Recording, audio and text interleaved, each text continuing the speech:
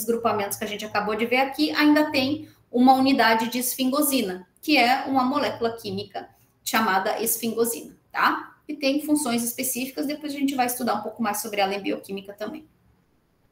Bom, além disso, existe um outro tipo de lipídio que são os esteroides, né? E esses esteroides são extremamente importantes porque eles estão ligados à formação do colesterol, estão ligados à formação de estradiol, de testosterona, que são hormônios extremamente importantes para a manutenção de vários e vários seres vivos. Então, é indispensável a presença desses esteroides nas células, né? Às vezes as pessoas dizem, ah, não, porque eu não posso comer gordura porque faz mal, gordura é um veneno. Não, gente, o que é um veneno é o que é exacerbado, o que é em grande quantidade, mas a gente precisa ter um mínimo de gordura no corpo para que a gente possa desenvolver todas as nossas atividades fisiológicas de maneira correta, né? Então a gente precisa ter um pouco de colesterol no corpo, a gente precisa ter um pouco de esteroide de maneira geral no corpo para a biossíntese desses hormônios como estradiol e testosterona, estradiol hormônio feminino, testosterona hormônio masculino.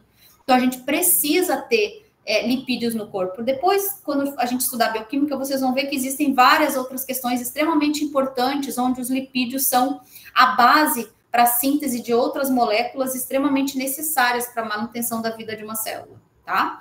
Então, a gente não tem discussão, a gente precisa ter uma certa quantidade de lipídio no corpo, tá? Mas, óbvio, não pode ter em excesso. Por isso que a gente tem colesterol aí equilibrado, né? Tem que ter uma quantidade determinada aí. E aí a gente tem os dois tipos de colesterol, LDL e HDL, né? Que vocês já devem ter ouvido falar. Um é chamado de colesterol bom e outro é chamado de colesterol ruim, né?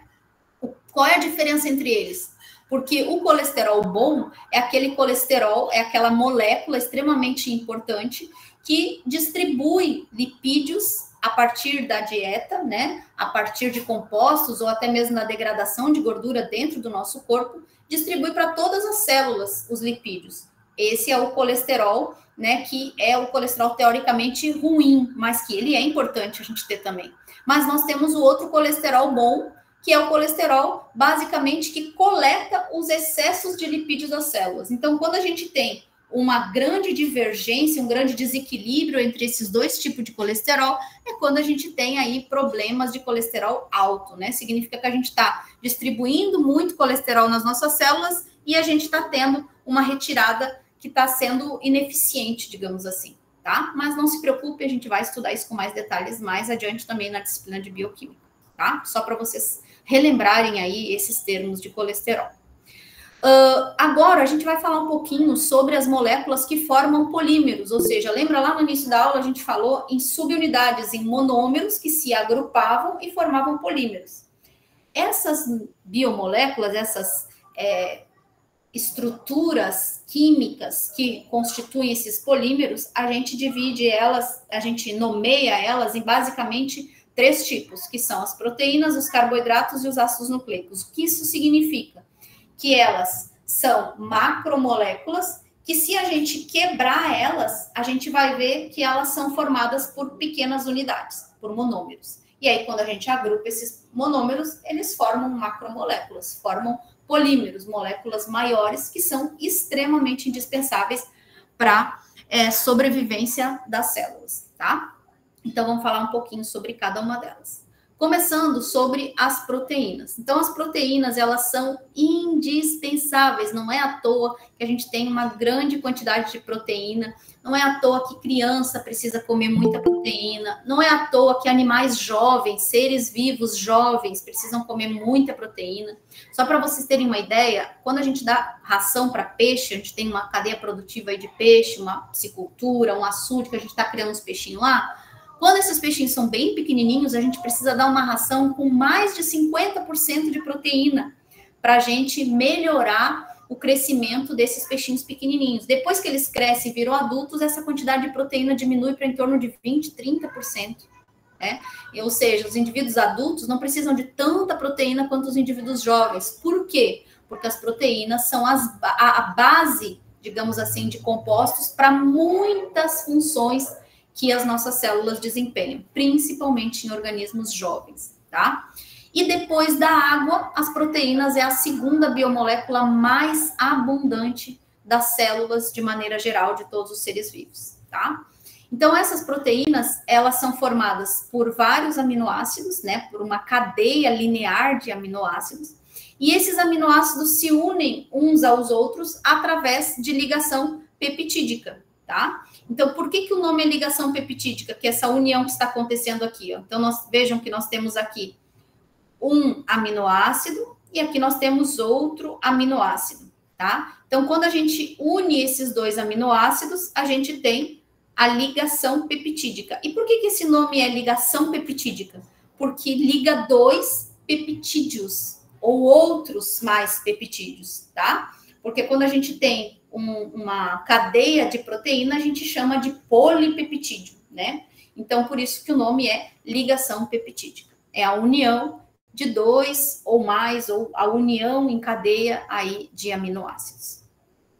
E por que a gente tem tanta proteína assim? Por que é a biomolécula mais abundante das células? Porque ela é mega blaster power importante. Ela tem diversas funções. Então, ela que eu digo, as proteínas, né? Então, por exemplo, a gente tem proteína como a ferritina, que ela é extremamente importante para o armazenamento de ferro em algumas células de alguns organismos vivos.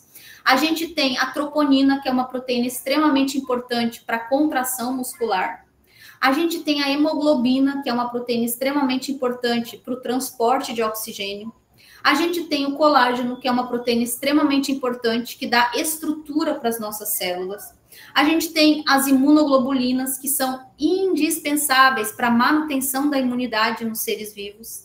A gente tem a caseína, que é a proteína do leite, extremamente importante, com uma função nutricional altamente significativa, principalmente nos mamíferos. A gente tem a insulina, que é uma proteína extremamente importante, com uma função hormonal de desenvolvimento lá da cadeia, onde ocorre a entrega e a sinalização da glicose, a entrada da glicose para dentro das células. A gente vai ver isso lá em fisiologia, vamos ver em bioquímica também.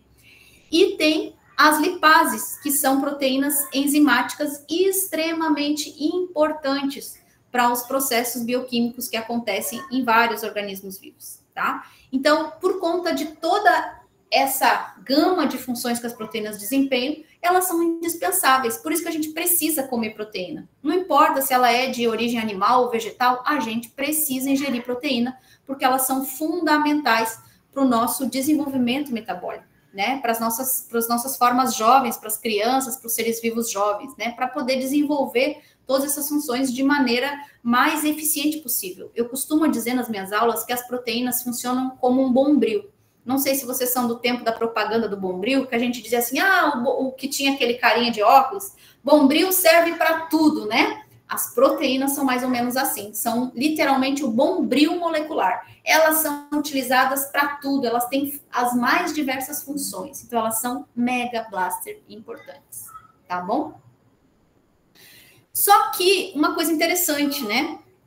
Todas essas funções, toda essa importância da proteína, nada mais é do que a união, do que um embaralhamento de somente 20 aminoácidos. Então, aqui nós temos os 20 aminoácidos, alanina, valina, leucina, que está escrito em inglês, tá? Mas estou falando aqui em português para vocês, eu acredito que na apostila esteja em português. Prolina, metionina, fenilalanina, todos esses 20 aminoácidos aqui formam as proteínas. Mas, professora, como é que a gente tem tanta proteína diferente, com tantas funções diferentes? Aí é o embaralhamento desses aminoácidos. E a ordem com que esses aminoácidos vão se unir e vão se formar as proteínas vem lá do núcleo da nossa célula, que a gente vai ver depois no nosso último módulo, no nosso módulo 3. Como que acontece a formação dessas proteínas? Como que esse nosso DNA manda um comando, né, para ser transcrito em RNA, esse RNA mensageiro ser traduzido em proteína. E aí a ordem de tradução dessa proteína, ela já vem diretamente do núcleo. E lá no nosso DNA da célula, a gente já sabe quando que vai ser a alanina, quando que vai ser a arginina, quando que vai ser o glutamato, quando que vai